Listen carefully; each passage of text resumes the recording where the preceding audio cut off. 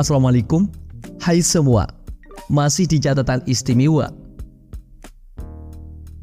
Berbicara terkait kapan konflik Israel-Palestina akan berakhir, kita belum tahu ya guys. Pasalnya, konflik ini sudah terlalu lama berlangsung di wilayah tersebut. Ini konflik terbilang salah satu pertikaian terpanjang dalam sejarah Perang Dunia. Konflik ini telah berlangsung selama puluhan tahun, sejak tahun 1948 hingga saat ini. Internasional telah melakukan berbagai upaya penyelesaian, namun belum mencapai hasil yang memuaskan. Karena dari faktor sejarah, politik, dan agama memperumit situasi, menyulitkan pencarian solusi yang dapat diterima oleh kedua belah pihak. Perang terus terjadi dalam beberapa kali dan melibatkan banyak korban jiwa dan infrastruktur. Salah satu sejarah perang Palestina paling besar sebelum masa ini adalah Perang Al-Furqan. Apa itu Perang Al-Furqan? Berikut kami ulas seputar Perang Al-Furqan menurut versi catatan istimewa. Bagi kamu yang penasaran, tonton sampai habis. Namun sebelum lanjut, bagi kamu yang baru gabung di channel ini, terus dukung channel dengan tekan tombol like, subscribe, dan loncengnya, agar kamu terus mendapatkan notifikasi info baru dari catatan istimewa.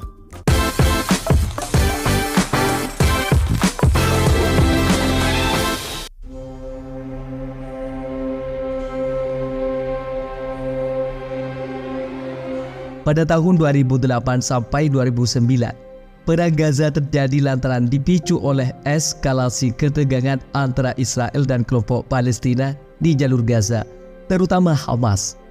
Faktor-faktor yang berkontribusi termasuk serangan roket oleh kelompok Palestina ke wilayah Israel, blokade ekonomi Israel terhadap Gaza, serta ketegangan politik dan teritorial yang telah berlangsung untuk waktu yang lama. Hamas melakukan serangan bukan tanpa alasan. Hamas sebagai kelompok yang menginginkan kemerdekaan Palestina, mereka menggunakan berbagai taktik, termasuk serangan militer, sebagai respon terhadap pendudukan dan blokade ekonomi yang mereka anggap sebagai pelanggaran terhadap hak-hak Palestina. Serangan roket oleh Hamas ke wilayah Israel seringkali dianggap sebagai bentuk perlawanan terhadap kebijakan dan tindakan Israel di wilayah Palestina.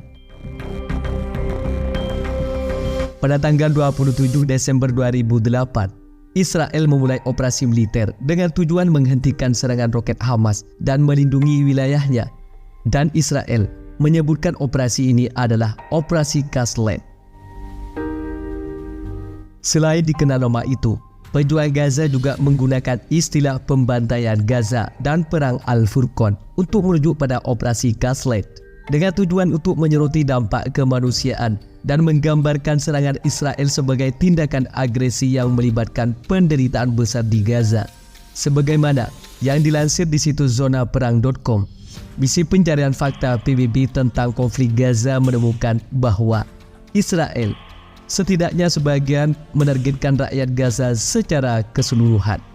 Misi tersebut memberikan pendapatnya bahwa operasi-operasi tersebut merupakan kelanjutan dari kebijakan keseluruhan yang bertujuan untuk menghukum penduduk Gaza karena ketahanannya dan karena dukungannya yang nyata terhadap Hamas, dan mungkin dengan maksud memaksa perubahan dalam dukungan tersebut. Pada tanggal 3 Januari, invasi darat Israel dimulai. Pada tanggal 5 Januari, IDF mulai beroperasi di pusat-pusat perkotaan Gaza yang padat penduduk. Selama minggu terakhir ofensif dari 12 Januari, Israel sebagian besar mencapai target yang telah dirusak sebelumnya dan menyerang unit-unit peluncur roket Palestina. Pada tahap-tahap akhir perang, laporan-laporan mulai bermunculan yang mengklaim bahwa Israel telah menggunakan fosfor putih, bahan kimia yang menciptakan tabir asap untuk penyerangan, tetapi menyebabkan luka bakar yang parah dan kegagalan organ tubuh selama penyerangannya terhadap rakyat Gaza. Perang ini melibatkan banyak korban jiwa dan kerusakan infrastruktur yang signifikan. Estimasi korban jiwa bervariasi, tetapi mencapai ribuan, dengan mayoritas korban merupakan warga sipil Palestina. Kerusakan infrastruktur termasuk rumah, sekolah, dan fasilitas kesehatan juga sangat besar, meninggalkan dampak keprihatinan internasional dan reaksi humaniter yang serius di wilayah tersebut. Selain korban manusia, perang tersebut juga meninggalkan efek jangka panjang terhadap ekonomi dan kehidupan sehari-hari penduduk Palestina. Banyak orang kehilangan tempat tinggal di mata pencaharian, sementara kondisi kemanusiaan di Gaza menjadi semakin sulit karena blokade ekonomi yang telah lama berlangsung. Dampak ini memicu keprihatinan dan respons kemanusiaan dari komunitas internasional. Adapun korban jiwa di kalangan warga sipil Israel selama perang tersebut jauh lebih sedikit dibandingkan dengan warga sipil Palestina. Namun Israel juga mengalami kerugian manusia. Sejumlah tentara Israel tewas dan beberapa warga sipil di wilayah perbatasan juga menjadi korban serangan roket yang dilancarkan oleh kelompok Palestina. Tanggapan internasional terhadap perang ini sangatlah bervariasi. Beberapa negara dan organisasi internasional mengecam tindakan militer yang dilakukan oleh Israel dan menyuarakan keprihatinan terhadap dampak humaniter yang serius di jalur Gaza. Sementara itu, ada juga yang mendukung tindakan Israel, mengutip haknya untuk membela diri dari serangan roket yang dilakukan oleh kelompok Palestina. Komunitas internasional, termasuk PBB, menyampaikan keprihatinan dan menyerukan gencatan senjata serta upaya perdamaian. Kontroversi dan perdebatan seputar tindakan kedua belah pihak terus berlangsung di forum-forum internasional.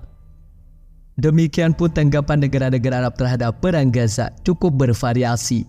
Sebagian besar negara Arab mengutuk tindakan militer Israel dan menyuarakan solidaritas dengan rakyat Palestina. Beberapa negara Arab menyelenggarakan demonstrasi dan memberikan dukungan politik terhadap Palestina dalam forum-forum internasional. Namun penting untuk dicatat bahwa respons dari setiap negara Arab dapat dipengaruhi oleh dinamika politik regional dan hubungan bilateral. Beberapa negara mungkin mengambil sikap lebih tegas dalam mendukung Palestina, sementara yang lain mungkin lebih bersikap hati-hati atau bahkan menunjukkan pendekatan yang lebih netral. Kemudian, perang berakhir pada tanggal 18 Januari 2009 ketika Israel dan Hamas menyepakati gencatan senjata.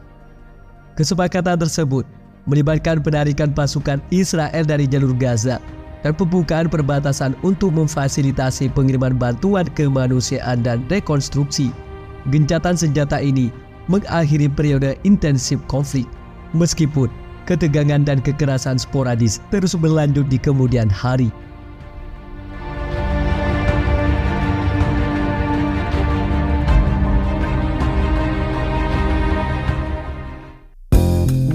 Demikian seputar perang Al-Furqan versi catatan istimewa. Bagi kamu yang punya tambahan atau koreksi seputar perang Al-Furqan atau perang Gaza 2008-2009, tulis di kolom komentar ya. Sampai sini dulu guys. Sampai bertemu kembali di catatan istimewa selanjutnya. Wassalam.